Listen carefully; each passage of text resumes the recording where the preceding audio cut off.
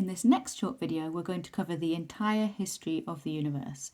Now, there's obviously masses of interesting detail to get stuck into here. So if you like this, make sure you have a look online and read around this. There's lots to know. I'm going to cover just the absolute basics in this video. That's what you're going to be tested on in the exam. And to be fair, it is like the big ideas. It's like the big steps in the evolution of the early universe.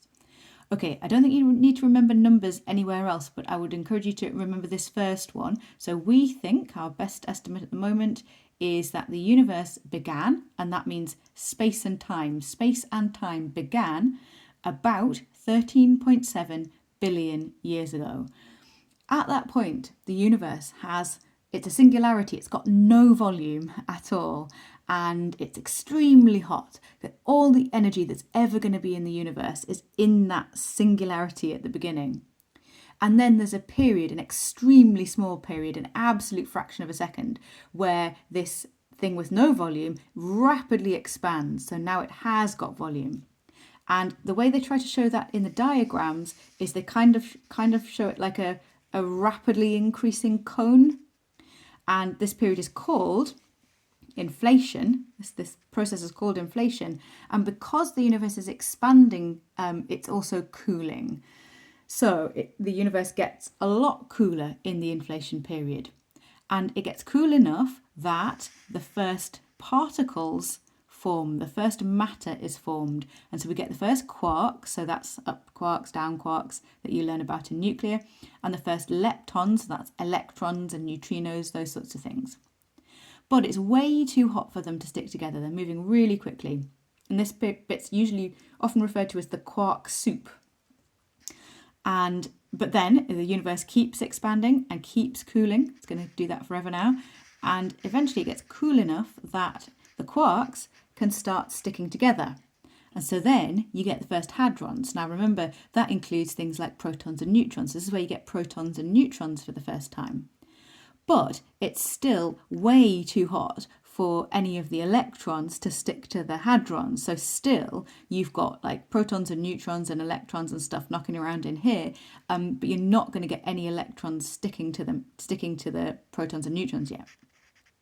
And so then the universe keeps expanding, keeps cooling, and eventually it is cool enough for the electrons to stick to the protons and neutrons, and you get the first atoms. Now, something really important happens at that point. Before you had atoms, let's just reverse a little bit, when we were still here, there was this sort of dense soup. It's quite a good way of thinking about it, or like I've seen it described as a fog, which I think is quite nice as well. Basically, the matter is moving around so quickly that photons can't get through. So if a photon is created, it immediately hits something and gets absorbed again. So there's no light traveling any distance in this early universe. And then when electrons stick to protons and neutrons and make the first atoms, suddenly you've got space between them. And now, for the first time, light photons can actually travel some distance. And so this was the moment. This moment here is when the gamma rays that have now become the cosmic microwave background, that's the moment where those gamma rays were emitted, and they were the first ones that didn't just immediately disappear again. They kept going, and we're detecting them now as the CMB. Okay, so those are the big steps, and then after that you just have gravity gradually pulling atoms together, making stars and galaxies and so on. So those are your big steps.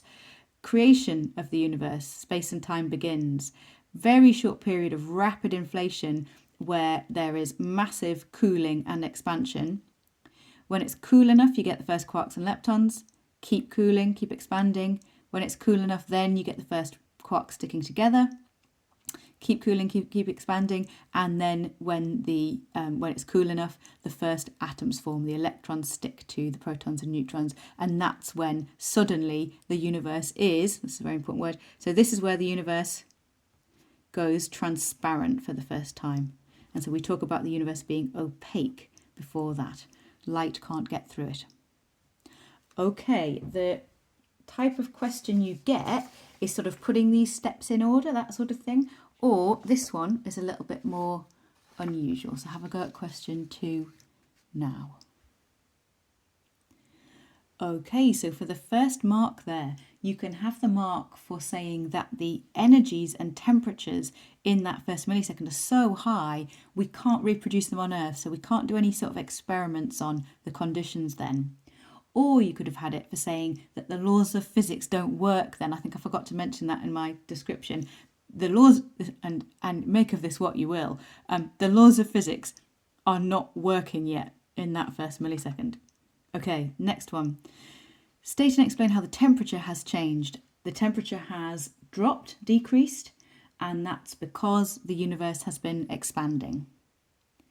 And lastly, for the first mark, initially protons and electrons and other quarks and leptons are separate, and so photons cannot pass through the early universe. Second mark, when the electrons stick to the protons and neutrons and form the first atoms, then the EM waves can get through. Third mark, because they're no longer absorbed, something like that.